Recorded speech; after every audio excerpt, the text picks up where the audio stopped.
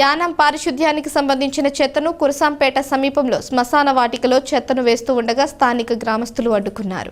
యానం పారిశుధ్యానికి సంబంధించిన చెత్తను కురసాంపేట సమీపంలో శ్మశాన వాటికలో చెత్తను వేస్తూ ఉండగా స్థానిక గ్రామస్తులు అడ్డుకున్నారు. జనావాసాల సమీపంలో చెత్త వేయటం సరికాదని వారు ఆందోళన చెందారు. దీంతో పలు ట్రాక్టర్లు వెనుదిరిగాయి. దీంతో విషయం తెలుసుకున్న స్థానిక నాయకులు మల్లాడి శామ్యూల్ సంఘటన స్థలానికి చేరుకొని ఆందోళనకారులతో మాట్లాడారు. దీంతో కొంతసేపు ఉద్రిక్త వాతావరణం చోటు చేసుకుంది.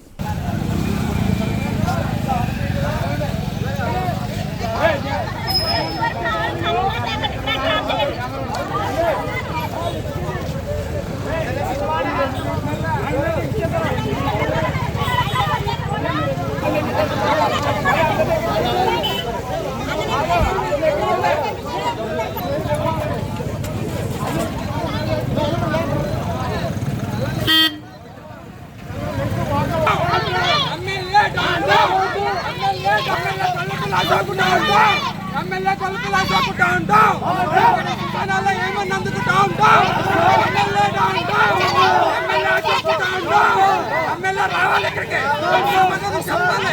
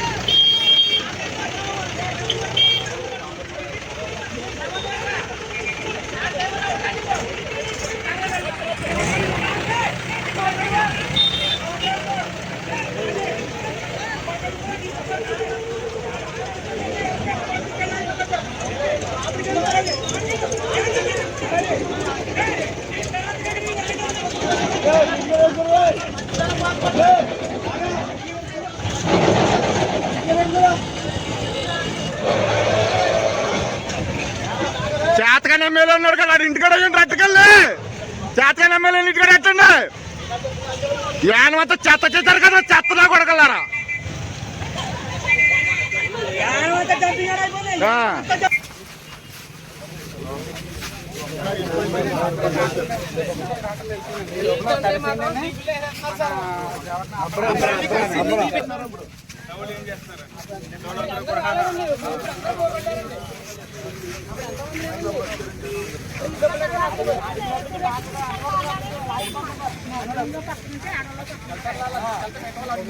బాబు ఆడాలంతా పక్కనట్టండి, మగవాళ్ళంతా పక్క వచ్చండి.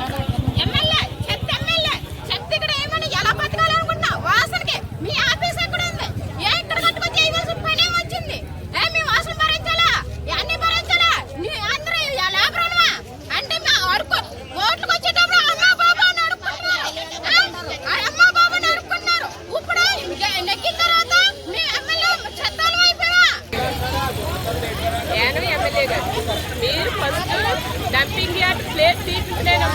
మీరు ఇక్కడ వేసే రైట్ మీకు ఎలా వచ్చింది? ఫస్ట్ మీకు ప్లేట్ తీపించే దమ్ము లేనప్పుడు తనకాల ప్లేట్ క్లోజ్ చేయమని ఎవరు చెప్పండి.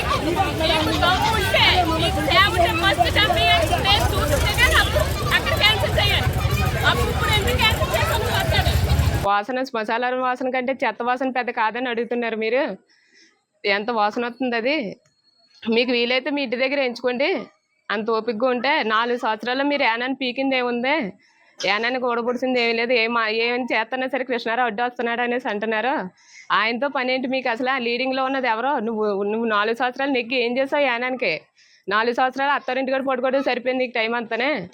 మార్చి నెల వరకు కూడా నువ్వు హెచ్ఆర్ సంస్థ ద్వారా 2,23 లక్షలు తీసుకున్నావు. నేను పని చేశాను, చేయించాను, క్లీనింగ్ చేయించాను యానాన్ని అనేసి నువ్వు మార్చి నెల అంతా యానం అంతా కొంపు కొట్టుకుంటానే ఉంది.